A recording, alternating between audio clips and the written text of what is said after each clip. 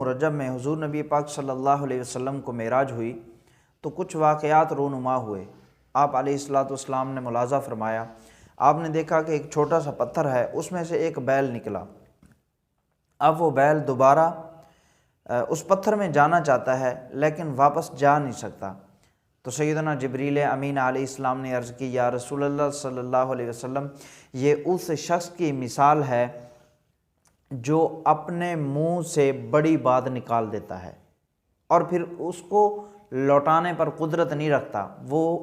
بات واپس نہیں لا سکتا، نکلے ہوئے الفاظ ویسے بھی واپس نہیں آ سکتے۔ فرمایا یہ اس شخص کی مثال ہے جو چھوٹے منہ سے بڑی بات کر دیتا ہے۔ تو محترم، بات اتنی کرنی چاہیے جس کو پورا بھی کر سکیں۔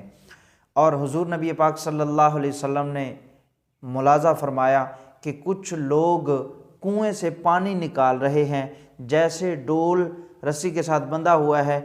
کنویں میں ڈالتے ہیں، پھر باہر نکالتے ہیں تو دیکھتے ہیں وہ خالی ہے، اس کے اندر کچھ بھی نہیں ہوتا، مزید وہ جناب محنت کر رہے ہیں، مشقت کر رہے ہیں، لیکن ڈول میں کچھ نہیں آتا۔ تو سیدنا جبریل امین علیہ السلام نے عرض کی، یا رسول اللہ صلی اللہ علیہ وسلم، یہ ریاکار کی مثال ہے،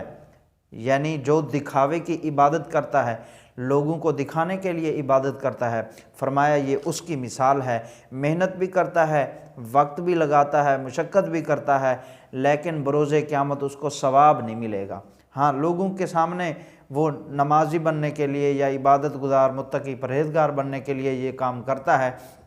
تو وہ صلہ اس کو مل جاتا ہے، لوگ اس کو نمازی بھی کہہ دیتے ہیں، سب کچھ کہہ دیتے ہیں، لیکن بروز قیامت اس کو جو ہے اس کا ثواب نہیں ملے گا۔ پھر آپ نے دیکھا کہ کچھ لوگ ہیں، وہ کھیتی ہے، فصل ہے، اس کو کاٹتے ہیں، جیسے ہی کاٹتے ہیں وہ اور زیادہ ہو جاتی ہے، جیسے ہی کاٹتے ہیں وہ اور زیادہ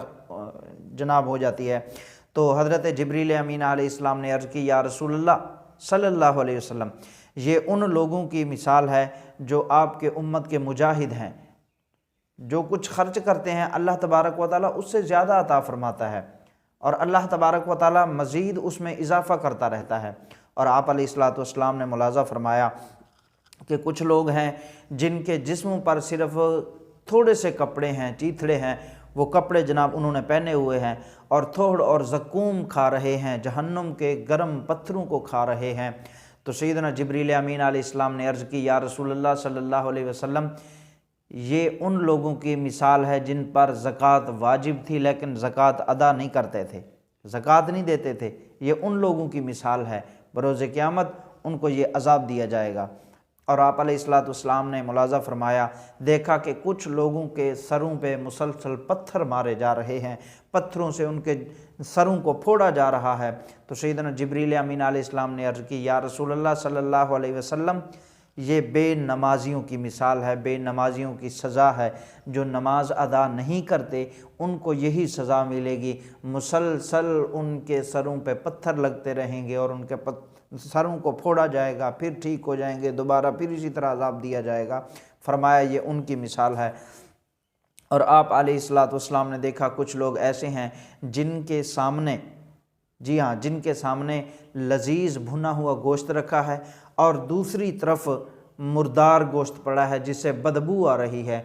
تو دریافت کرنے پر سیدنا جبریل امین علیہ السلام نے عرض کی، یا رسول اللہ صلی اللہ علیہ وسلم، یہ ان لوگوں کی مثال ہے کہ جن کے نکاح ہو چکے ہیں، بیویاں ان کی ان پر حلال ہیں، لیکن وہ حلال کو چھوڑ کر حرام کی طرف جاتے ہیں، یعنی اپنی بیویوں کی طرف نہیں بلکہ غیر محرم عورتوں کی طرف جاتے ہیں اور ان کی طرف رغبت رکھتے ہیں، رغبت کرتے ہیں۔ فرمایا یہ ان لوگوں کی مثال ہے، حلال چھوڑ کر حرام کی طرف جا رہے ہیں۔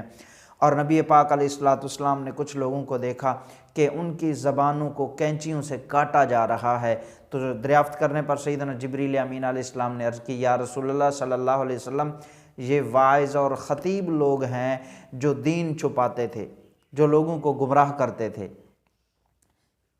کبھی حضور کی شان چھپا لی، کبھی حضور کا دین چھپا لیا، دین پورا بیان نہ کیا، مجمع کو دیکھ کے بیان کیا، جس طرح مجمع خوش ہوتا ہے اسی طرح خوش کرتے رہے اور جناب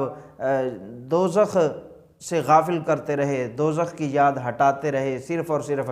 جنت کا ہی ذکر کرتے رہے اور جناب ایسی ایسی باتیں کیں کہ جن کا اسلام سے تعلق بھی نہیں، لیکن کہا گیا کہ ان پہ عمل کرو گے تو جنت میں چلے جاؤ گے۔ تو فرمایا یہ ایسے واعظین ہیں، ایسے مقررین ہیں، خطباء ہیں جو لوگوں کو گمراہ کرتے تھے۔ تو محترم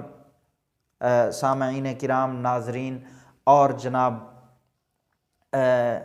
خطباء مقررین حضرات، جب بھی ممبر رسول پہ بیان کرنے کا موقع ملے تو 100% اپنی کوشش سے جو اللہ تبارک و تعالیٰ نے آپ کو علم فضل عطا فرمایا ہے اس کے مطابق 100% سچا دین جو ہے وہ بیان کر دیں۔ رزق اللہ تبارک و تعالیٰ نے دینا ہے، اور جو رات قبر میں ہے وہ باہر نہیں، تو جو باہر ہے وہ قبر میں نہیں، یعنی وقت موت کا مقرر ہے، نہ پہلے ہو سکتا ہے نہ بعد میں ہو سکتا ہے۔ تو اللہ تبارک و تعالی ہم سب کو حق سچ بیان کرنے، سمجھنے، اس پہ عمل کرنے کی توفیق عطا فرمائے۔ وآخر دعواہم ان